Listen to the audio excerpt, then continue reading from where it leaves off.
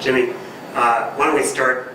Just tell us what the big idea is and where it's headed. Well, the big concept for Wikipedia is to create a free encyclopedia for every single person on the planet in their own language. So that's what we're doing. And there's several aspects to that. So by free, we mean free in the sense of open source software, so people can copy, modify, redistribute. By encyclopedia, we mean high quality encyclopedia. So we strive really hard to try to make sure that the quality is as good as we can make it. And every single person on the planet is important. It means that our mission is actually beyond just the internet. Although we're largest in English and European languages and Chinese and Japanese, we're really striving to be in every language. And we're beginning to think about ways to distribute content to people who are not online yet. So a lot of challenges left ahead of us. Truly. When I say the phrase social entrepreneur or social entrepreneurship, what does that mean to you? Well, for me, the key aspect of social entrepreneurship is the entrepreneurship.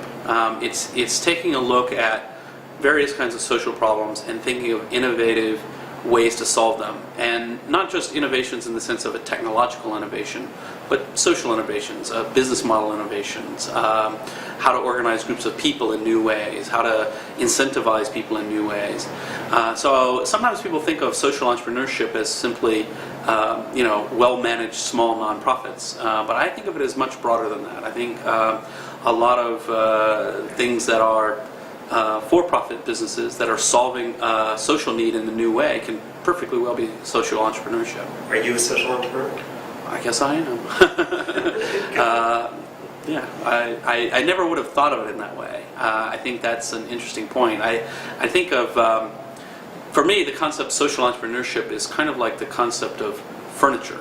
It's a very broad concept, and when you want to sit down, you don't want to sit down on furniture, you want to sit down in a chair. And when you want to sleep, you don't want to sleep on furniture, you want to sleep in a bed. And so for me, when I started doing my work, I didn't think, oh, I'm doing social entrepreneurship. I thought, oh, I'm going to create an encyclopedia. And so it turns out, in a more abstract sense, of course, it's social entrepreneurship.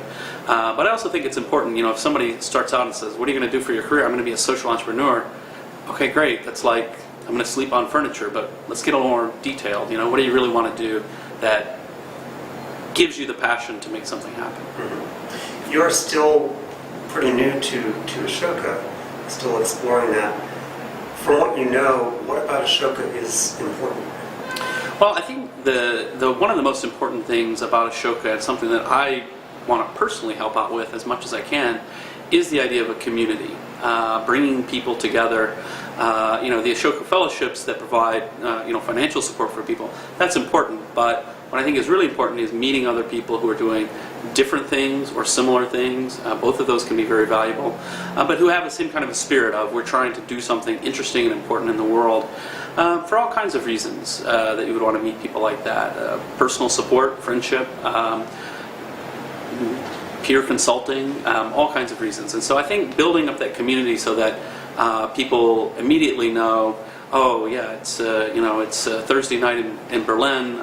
First Thursday we always get together for pizza and beer because we're the Ashoka Fellows, and that's the kind of thing I like to see happen, so that people can then begin to fertilize and come up with new ideas and do interesting things together.